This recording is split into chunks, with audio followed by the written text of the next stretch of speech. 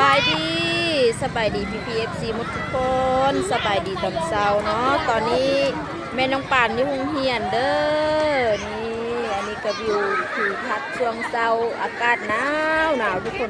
ถึงแดดจะออกก็ยังหนาวอยู่เนาะเบิ่งนักเรียนอยู่ข้างหลังแม่น้องป่านเนี่ยก็พากันผิงไฟได้นี่มันหนาวทุกคนเลยแดดออกก็ยังหนาวก็ยังเย็นอยู่ช่วงนี้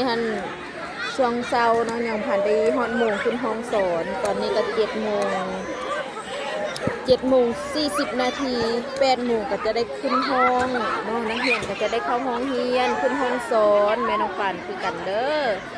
นี่ช่วงนี้บรรยากาศหนาวทุกคนเบิ่งนักเรียนก็ออกมาผิงแดดหนาวอาศัยแดดเนาะอุ่นแดดไปเบิ่งโซนนะหันนักเรียนแห้งดังไฟฝิ่งเลยมันหนาวแห้ง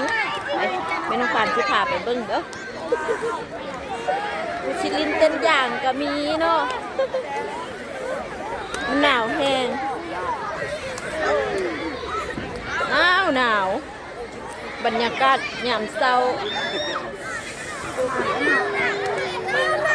หนาวบ่นี่นะหนาวแห้งสบายดีสบายดีงามๆสบายดีสบายดี FC แม่น้องป่านเด้อเนาะอันนี้ก็ FC เด้อ FC น้อยทั้งเป็น FC แล้วก็ทั้งเป็นนักเรียนเด้อนี่เด้อหนาวแห้งเนาะแนะนำชื่อตัวเองเด้อชื่อเพนเค้กห้อง2สี่ชื่อทอจุดที่ห้อง22ชื่อนางชวมณีห้อง22 FC ลูกของอาจารย์อันนี้ลูกอาจารย์เด้อเนาะเป็นทั้งลูกเป็นทั้ง FC เป็นทั้งนักเรียนเนาะสิพามาฟิงไฟเด้อPPFC เด้อนี่หนาวแห้งได้ดังไฟฟิงเนาะฟิงไฟอาจารย์ฟิงไฟกันเลยค่ะฟิงไฟนักเรียนห้องฟิงไฟจะได้ฟิงไฟแล้วเนาะมันหนาวอาจารย์ไลฟ์สดเหรออาจารย์ถ่ายคลิปลง YouTube ติดตามช่องอาจารย์เด้อแม่น้องปานร้องซานจ้า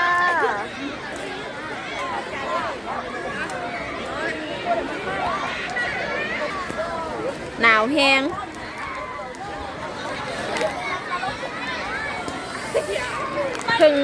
ถึงว่าแดดจะออกมันก็ยังหนาวอยู่เด้อทุกคนเด้อตอน7-8 โมงนี่หนาวเด้ตอนนี้ยังบนฮอต8 โมงเนาะ7:40ตอนนี้รอท่าขึ้นห้องสอนนักเรียนกระดังไฟฟิน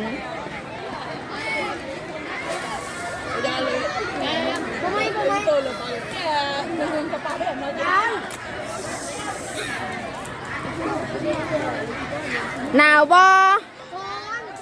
ฮ้อนอยู่ใกล้ไฟแล้วฮ้อนเนาะออกจากไฟแล้วพันหนาว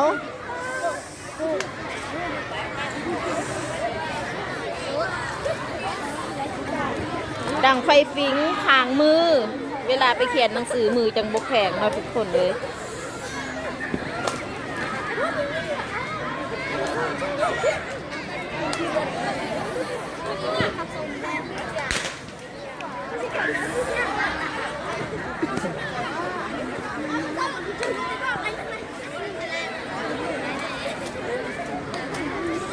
ต้องนักเรียนออกมาฟิงแดดอุ้ยหนาวเด้เย็น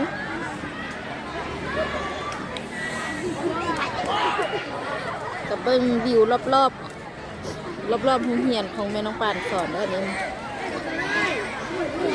ประมาณนี้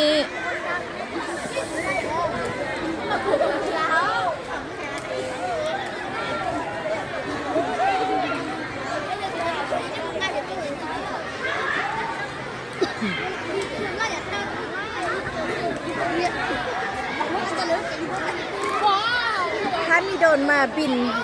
ให้PPFCเบิ่งมุมสูงนี่คือสิคักเนาะอันนี้แม่น้องป่านบ่มีโดนนะก็เลยว่าถ่ายแบบนี้ล่ะให้เบิ่งเนาะ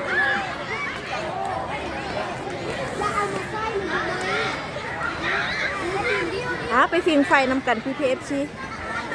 ฟิงไฟ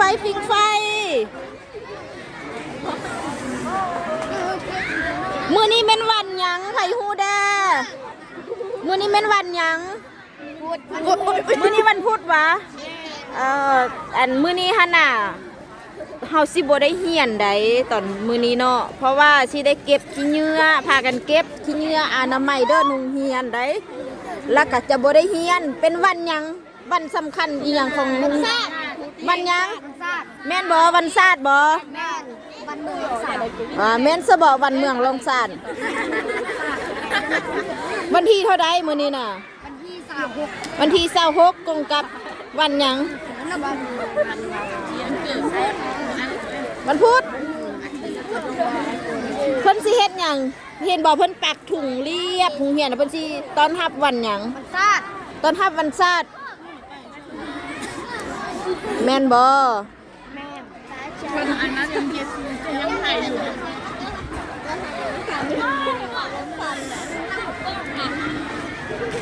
เน่เห็นบอกผู้ใหญ่น่ะเพิ่นจึงได้พากันออกไปเก็บขี้เหงื่ออยู่นอกเด้อมือนี้เด้อเก็บขี้เหงื่อเรียบทางอนามัยเดินโรงเรียนเด้อแล้วก็ได้พากันออกไปเก็บขี้เหงื่อเรียบทางใหญ่ทางหลวงเด้อมือนี้เด้อ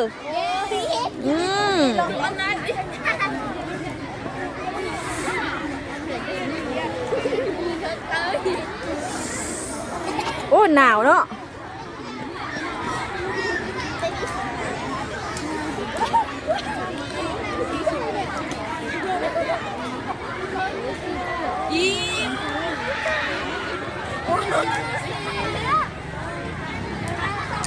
เริ่มแห่ขบวนกันไปเก็บขี้เหงื่อเพื่อต้อนรับวันสำคัญของเราเด้อนี่เด้อมื้อนี้ไผฮู้วันหยังสำคัญต้อนรับวันหยังอนามัยเรียบทางให้บอกเพิ่นปักถุงน้อยๆเรียบทางล่ะไผฮู้แด่เสลยมา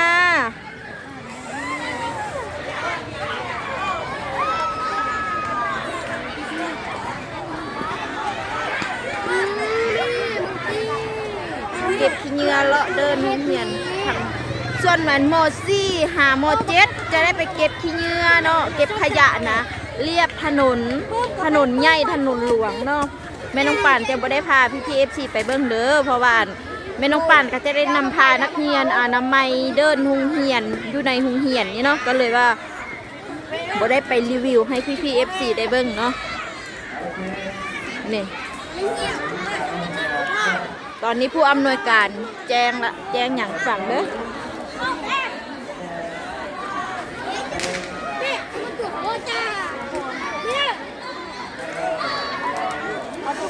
โอ้หนาวอยู่โซนนะพู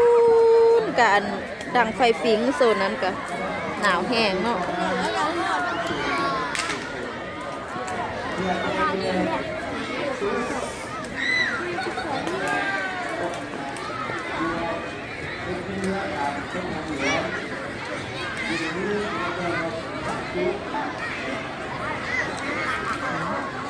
อาจารย์บอกแม่วันเนี่ยอาจารย์บ่ฮู้แล้วถามนักเรียนนี่นะอาจารย์อยากได้ยินเสียงจากนักเรียนว่าวันหยังนี่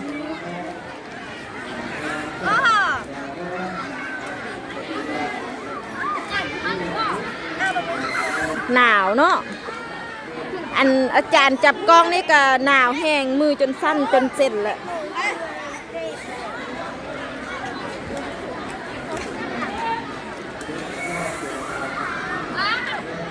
ควร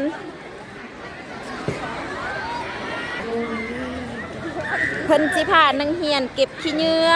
ต้อนรับวันที่2 ธันวาเนาะอนามัยก่อนเพื่อความเป็นระเบียบเรียบร้อยเด้อทุกคนเด้อ